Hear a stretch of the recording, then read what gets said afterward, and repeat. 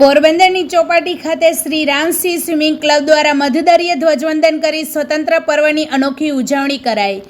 પોરબંદરમાં ઘૂઘવતા સમુદ્રમાં છેલ્લા 23 વર્ષથી તોફાની મોજા સાથે બાથ ભીડી ભક્તિના રંગે રંગાયેલા યુવાનો દ્વારા 78માં સ્વતંત્ર દિવસની ઉજવણી સમુદ્રમાં ધ્વજવંદન અને રાષ્ટ્રગાન કરી સલામી આપીએ કરાઈ હતી। સમગ્ર દેશમાં આજરોજ 78માં સ્વતંત્ર પર્વની ઉજવણી ધામધૂમથી કરવામાં આવી રહી છે, ત્યારે પોરબંદરની ચોપાટી ખાતે શ્રી રામસિંહ સ્વિમિંગ ક્લબ દ્વારા મધદરિયે ધ્વજવંદન કરી સ્વતંત્ર પર્વની અનોખી ઉજવણી કરવામાં આવી હતી।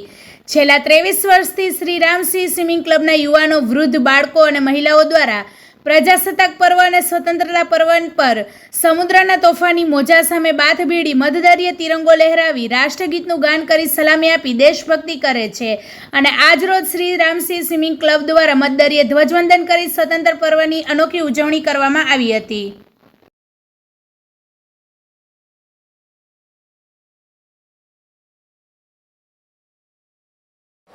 હેલો, તો મારું નામ આર્યા ઋષિ થાનકી છે અને આ મારો પહેલો એક્સપિરિયન્સ છે ઓશનમાં, કારણ કે પહેલાં તો હું સ્વિમિંગ પુલમાં જ કરતી, પણ આજે પહેલી વાર મને થયું કે આજે છે ઓગસ્ટ 15 તો આપણે જઈએ અને નવો એક્સપિરિયન્સ ટ્રાય કરીએ, તો મને બહુ જ મજા આવી અને આઈ થિંક હું પાછું આ શ્યોરલી કરીશ।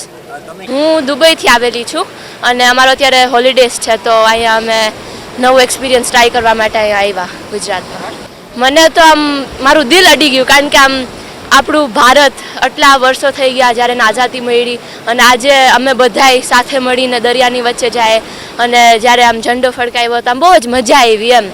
આજે આ 15મી ઓગસ્ટમાં શ્રી રામસિંહ સ્વિમિંગ ક્લબના સભ્યોએ મધદરિયે ધ્વજવંદન કર્યું। છેલ્લા 25 વર્ષથી આ ધ્વજવંદનનો 26મી જાન્યુઆરી અને 15મી ઓગસ્ટના ધ્વજવંદનનો કાર્યક્રમ મધદરિયે યોજવામાં આવે છે। આજે આપ જોઈ રહ્યા છે કે દરિયો રફ છે ચોમાસાના લીધે, તો પણ બધા શ્રીરામ સ્વિમિંગ ક્લબના તરવૈયા, એમાં બાળકો, બહેનો અને ભાઈઓ બધાએ અંદર જઈ અને મધદરિયે ધ્વજવંદન કર્યું।